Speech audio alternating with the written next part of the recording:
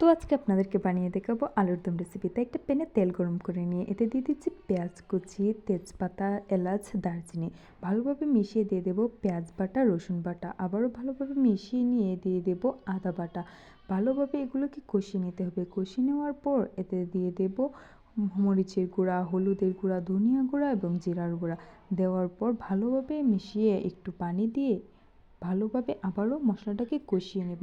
মশলা কষানো হয়ে গেলে এতে দিয়ে দেব কিছু পরিমাণ টমেটো কুচি, এটা স্বাদ অনুযায়ী দিতে পারবেন। তারপর আবারও নেড়েচেড়ে একটু ঢাকনা দিয়ে ঢেকে রেখে দেবো। তারপর দিয়ে দেব সামান্য পরিমাণ লবণ।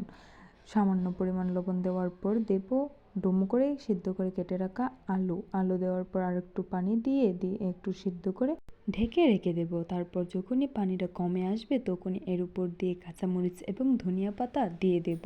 দেওয়ার পর আরেকটু নেড়ে চেড়ে নামিয়ে নিলেই রেডি আমাদের